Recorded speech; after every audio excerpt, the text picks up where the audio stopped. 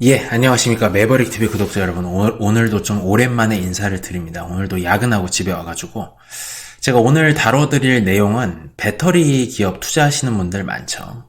근데 우리나라가 지금 글로벌 최저한세를 도입해가지고 올해랑 내년 그 이후로 수천억 원의 추가적인 세금을 내야 될 수도 있는 그런 상황에 처해서 이 사정을 좀 설명을 여쭐게요.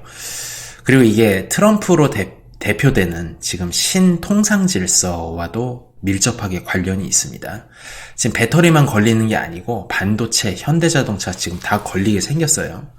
제 생각에는 국회의원들이 과거에 싸놓은 똥보다도 굉장히 이번에 좀 빅똥을 싸지 않았나 좀 이런 생각이 들어가지고 죄송합니다. 나으리님들 저 뭐 그렇게 나쁜 사람 아니니까요. 그냥 좀 주식 투자자로서 불만이 있다. 이제 이 정도로만 이해해 주시면 좋을 것 같습니다. 시작하겠습니다. 글로벌 최저한세라는 거는 OECD를 비롯해가지고 140여 개국이 전 세계적으로 조세 회피랑 뭐 이런 거를 방지하고 최저한세 15%를 무조건 걷자. 어떤 식이 됐든. 그래가지고 마련된 신국제조세 협약이에요.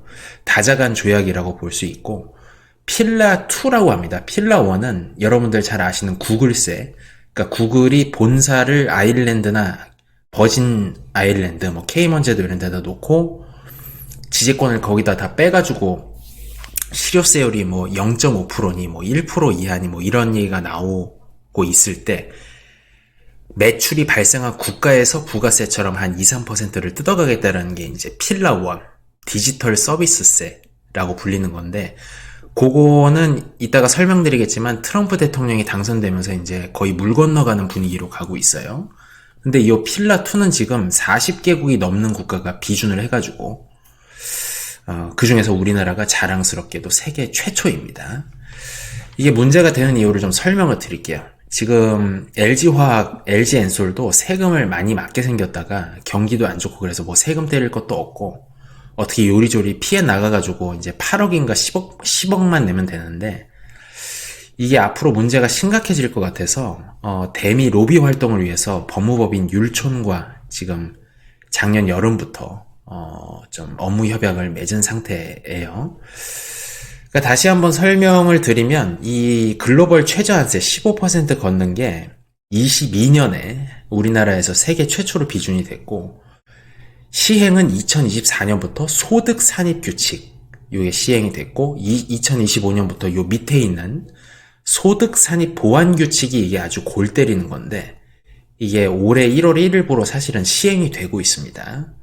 근데 이제 트랜지셔널 피리어드 유예기간이라 그래서 실질적으로는 26년부터 시행이라고 볼 수가 있는데 좀 심각한 내용이에요. 이 국회의원들이 사실은 우리나라의 과세 주권을 포기했다라고도 볼 수 있는 그런 내용이라서 뭐 이제 이거는 뭐 조세 회피라든지 법인세에 대해서 어떻게 생각하느냐에 따라 입장이 다를 수는 있지만 요즘 시대에는 조금 문제가 있지 않나 생각이 들어서 먼저 이 소득 산입 규칙하고 소득 산입 보완 규칙을 설명을 드리겠습니다.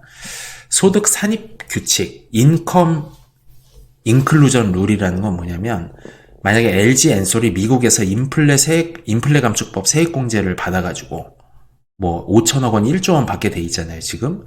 그래서 미국에서 실효세율이 10% 나왔다 그러면 본사가 소재한, 모기업이 소재한 한국에서 15%를 맞춰야 되니까 5%를 추가로 징수하겠다라는 얘기입니다.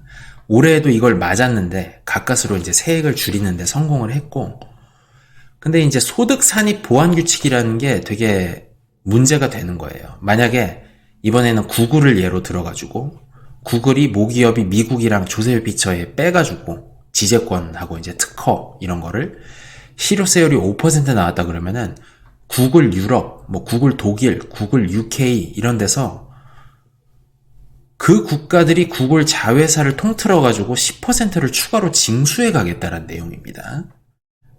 이게 좀 문제가 되죠. 다시 한번 한국의 예로 말씀드리면 삼성전자가 미국 테일러의 공장을 뭐 20조, 30조 넣어서 짓고 있는데 여기에 보조금하고 세액공제를 받아서 뭐 한 35% 세액공제를 받아서 실효세율이 낮게 나왔다. 한 5% 나왔다. 그리고 한국에서도 R&D, 그 다음에 전략산업 세액공제로 실효세율이 한 5% 나왔다 그러면은 삼성전자 유럽이라든지 뭐 삼성전자 베트남, 뭐 베트남이 여기 필라2에 가입이 돼 있나? 어쨌든 삼성전자가 나가 있는 다른 미국, 한국 제외한 국가들에서 추가적으로 10%를 걷어가겠다라는 내용. 이거를 한국 국회가 비준을 했다고요. 예.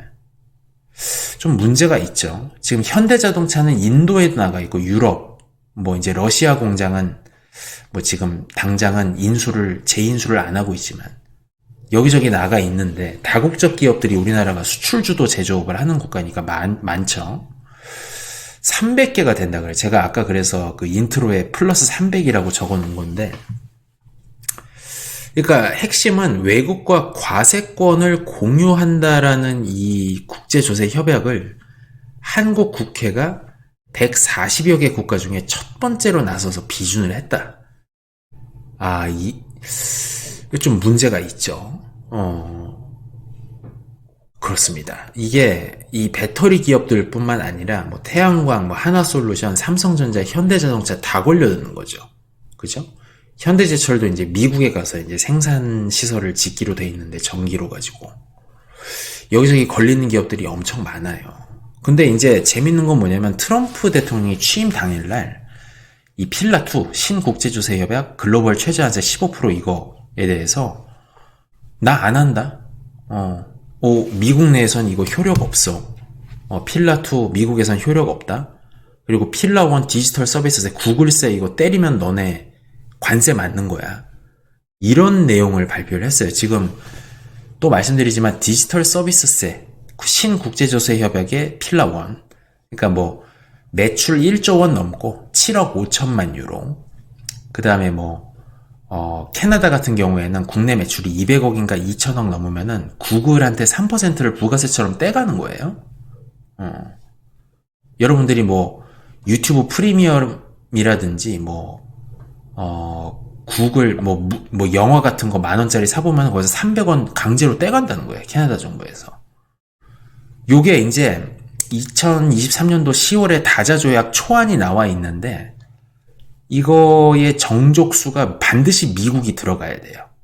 근데 트럼프가 안 한다고 함으로써 1월 20일에 이 디지털 서비스세는 지금 물 건너가는 방향으로 가고 있다. 이런 내용입니다. 지금 현혜정 경희대 국제대학 교수님께서 작년 8월에 이거를 전 세계 최초로 이렇게 해가지고 모범생으로 등극할 필요가 있냐. 이거 좀 보완책을 마련해야 된다.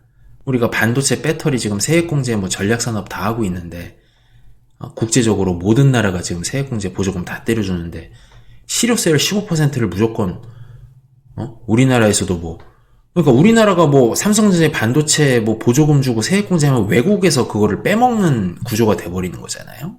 어떻게 보면은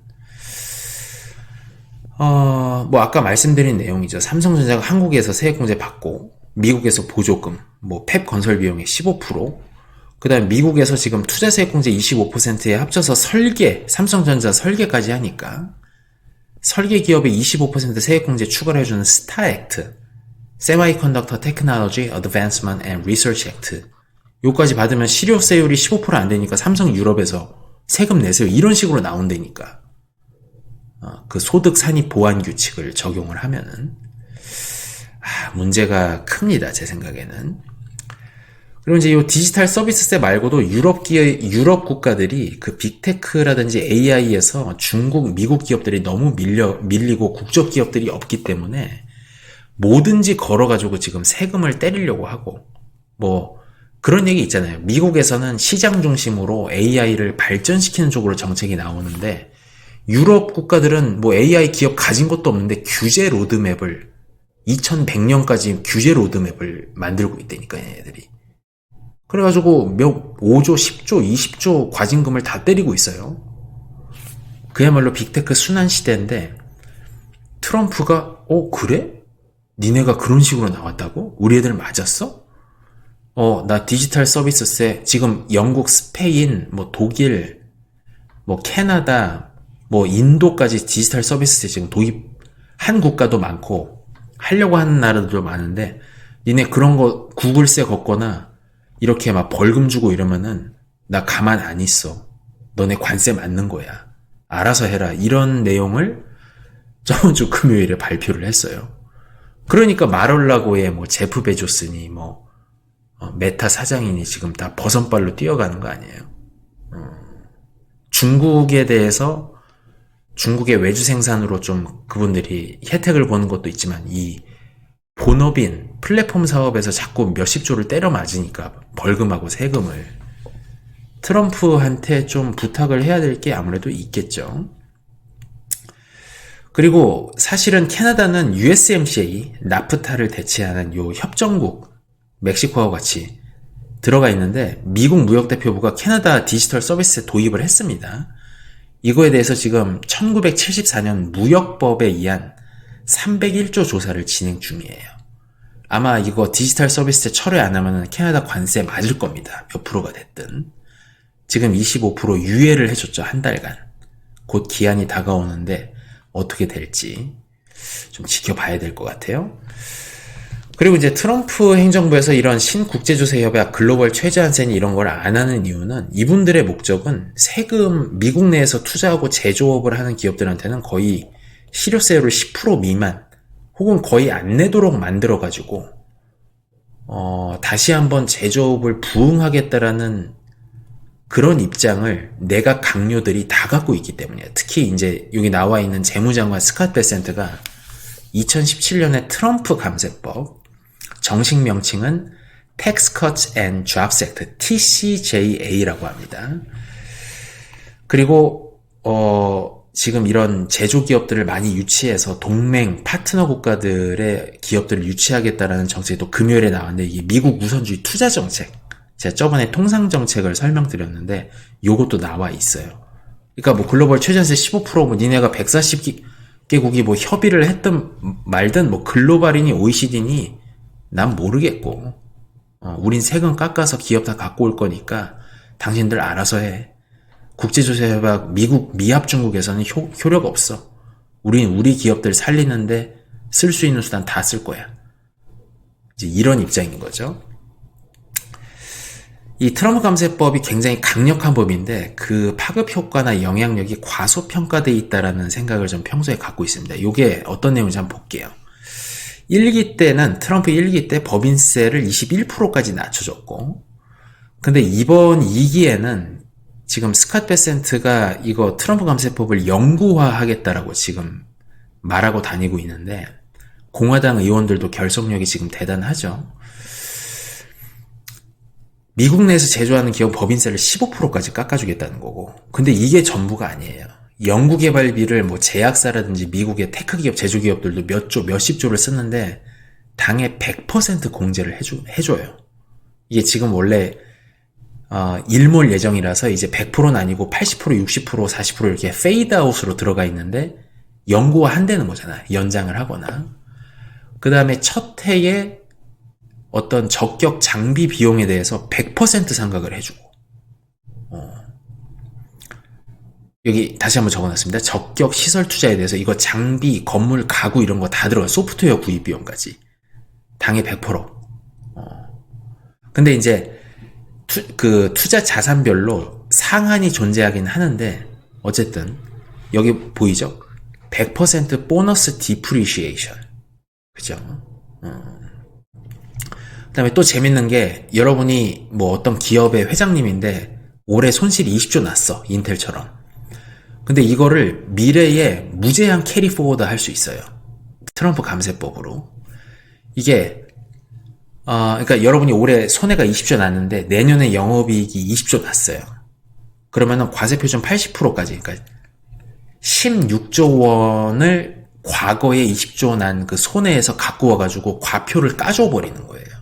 그러니까 20조 원이 영업이익이 났는데 16조 원 과세표준 날고 4조 원만 남기고 이거 아까 보여드린 연구개발비 이거 장비비용 적격시설투자 공제 이거는 별도로 논의하고 그러니까 세금 거의 안 낸다니까 지금. 그래서 미국으로 지금 FDI가 쏟아져 들어가는 거 아니에요? 그 다음에 저번에 말씀드린 것처럼 이게 또 강력한데 제약사나 구글, 애플 이런 회사들이 IP를 그동안에는 조세 피처에 갖다 놓고 있었는데 요거를 미국으로 보내면은 로열티 100원 받았으면 거기에 15%를 때리는 게 아니고 100원 마이너스 37.5원 빼고 62.5원에만 15% 때리니까 세율이 10% 정도밖에 안 돼요. 그래서 이걸로 지금 미국이 서비스 무역 수지 흑자가 트럼프 감세법을 굉장히 많이 늘었어요. 상증여세도 개인한테 해당되는 것도 많이 늘었죠. 부모 한 명이 해줄 때는 거의 150억. 부부가 같이 할 때는 거의 300억이 상증여세가 없어요, 이제. 그죠? 그래서 여기에 뿌리를 받고 돈 있는 사람 다 도망가는 거예요, 미국으로.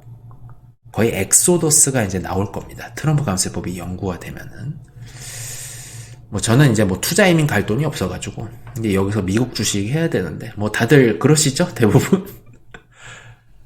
그래서 아까 말씀드린 것처럼 미국 상무부에서 작년 9월에 FDI 미국으로 향하는 외국인 직접 투자가 누적 잔액이 1경원 매년 늘어. 이거 그래프 보세요. 줄질 않아요. 그 다음에 2022년 기준으로 대미 FDI가 제조업이, 그러니까 업종별로 나눠보면은 제조업이 1위예요. 대미 직접 투자가. 지금 뭐 제철, 뭐 화학, 반도체, 자동차, 배터리, 바이오 다 들어가잖아요, 지금. 그 다음에 기타 산업. 이것도 제조업으로 크게 볼 수 있습니다. 거의 절반이 제조업 투자가 많이 회귀를 하고 있는 거죠.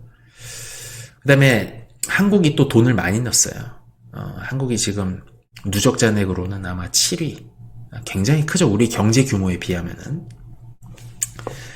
그리고 또 이제 지금 우리나라가 뭐 디지털, 뭐 트위치 퇴출된 것도 그렇고, 만약에 디지털 서비스세를 뭐 우리도 같이 껴가지고 미국 회사들한테 세금 좀 걷어보겠다 이런 소리 했다가는 관세 5% 10% 더 맞을 가능성이 높습니다. 지금 캐나다가 지금 301조 조사가 들어가 있어요.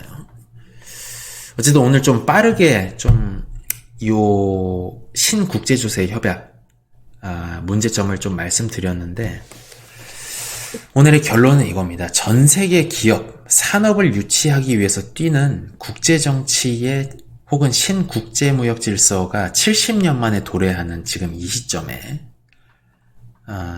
우리나라 기업들에 대한 세율을 깎아주지는 못할 망정, 신국제조세 협약을 가장 먼저 도입해가지고 우리나라나 미국에서 세액공제 뭐 보조금 받고 열심히 해보려는 기업들이 다른 나라한테 과세를 당할 수 있는 그런 법안이 비준됐다는 거에 대해서 개인적으로 굉장히 유감이다, 이렇게 생각을 합니다. 여기에는 아마 뭐 그런 철학을 갖고 계신 의원들이나 뭐 기재부 공무원들도 있을 건데 아마 후세에 평가를 받지 않겠나. 만약에 이 세금 제도로 인해서 우리나라 기업들이 한두 개라도 무너진다면, 특히 이제 반도체 이런 분야에서 좀 안타깝다는 그런 생각입니다. 어쨌든 저희는 안타깝지만 잘 나갈 거라고 생각이 되는 미국 증시에 또 투자를 하는 것이 상책이겠죠. 제가 다음 시간에도 더 좋은 투자 정보, 좀 흥미로운 종목 가지고 찾아뵙겠습니다. 여러분들 오늘 시청해주셔서 감사합니다.